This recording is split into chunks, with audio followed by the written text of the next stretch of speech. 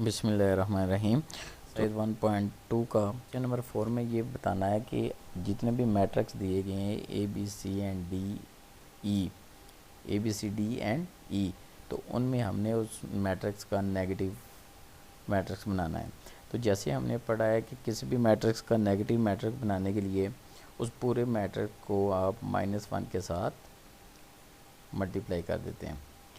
तो जैसे ये मैट्रिक्स बी है 3 -1 2 1, और अगर हम इसका नेगेटिव मैट्रिक्स बनाएंगे तो इसको -1 से मल्टीप्लाई कर दें, -1 से मल्टीप्लाई कर देंगे, और ये -1 अंदर तमाम एलिमेंट के साथ मल्टीप्लाई हो जाएगा। ये 3 है तो ये -3 हो जाएगा, ये 1 है तो -1 है तो माइनस माइनस प्लस, तो ये +1 हो जाएगा। और जैसे ये +2 है तो ये नेगेटिव हो जाएगा, और जैसे ये पॉजिटिव है और ये भी नेगेटिव हो जाएगा। तो इसी तरह स्टूडेंट क्वेश्चन नंबर 4 का बी सी एंड डी ये बिल्कुल सेम इसी तरह के क्वेश्चन है, तो इनको आप अब प्रैक्टिस करेंगे। अगर इनमें से कोई आपको कोई प्रॉब्लम होती है, कोई समझ नहीं आता, तो आप कमेंट्स में मुझसे पूछ सकते हैं। तो ऐसे ही जैसा एक और मैट्रिक्स है E is equal to 1 -5 2 and 3।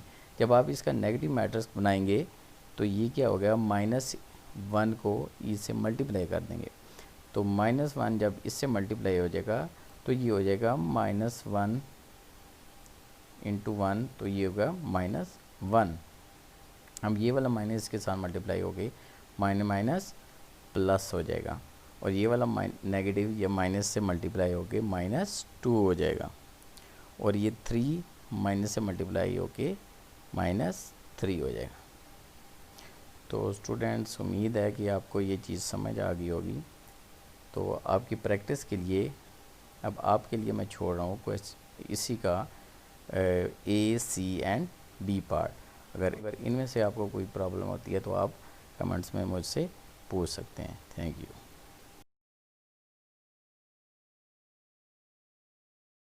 Ji students, जैसे कि क्वेश्चन 5 में पूछा गया है कि find the transpose of following matrix. तो अभी हमने पहले इंट्रोडक्शन में पढ़ा है कि ट्रांसपोज क्या होता है। ट्रांसपोज बेसिकली किसी भी मैट्रिक्स की कॉलम को रो में कन्वर्ट करना और रोज़ को कॉलम में कन्वर्ट करना, वो उसका ट्रांसपोज कहलाता है। जैसे फॉर एग्जांपल, जैसे हमारे पास कोई मैट्रिक्स ए है। अब इस मैट्रिक्स में हमारे पास एक ही कॉलम पे है, क्या, 0 1 और -2।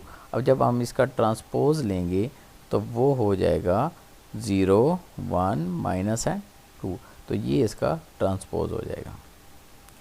इसी तरह कोई एक दूसरा मैट्रिक्स है, matrix C which is equal to 1 2 2 -1 3 0। अब इसका जब ट्रांसपोज लेते हैं तो ये वाली जो रो है, ये आप देखें, ये फर्स्ट कॉलम बन जाता है 1 2, और ये 1 2, और जैसे ये रो 2 है तो ये सेकंड कॉलम बन जाएगा 2 -1 एंड 2 -1।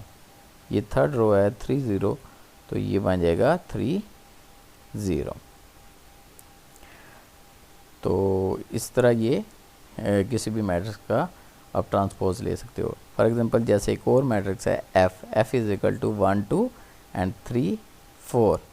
तो आप कह सकते हैं कि इसका जो ट्रांसपोज है वो एफ़ के ऊपर स्मॉल टी डाल देते हैं, तो वो हो जाएगा, रो को आपने कॉलम बना दिया, 1 2 को 1 2, और 3 4 को सेकंड कॉलम 3 4 बना दिया।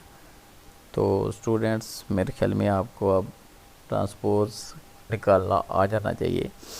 तो इसको देखते हुए मैं इसी क्वेश्चन के ये वाले पार्ट्स आपको एज आ प्रैक्टिस के लिए देता हूँ।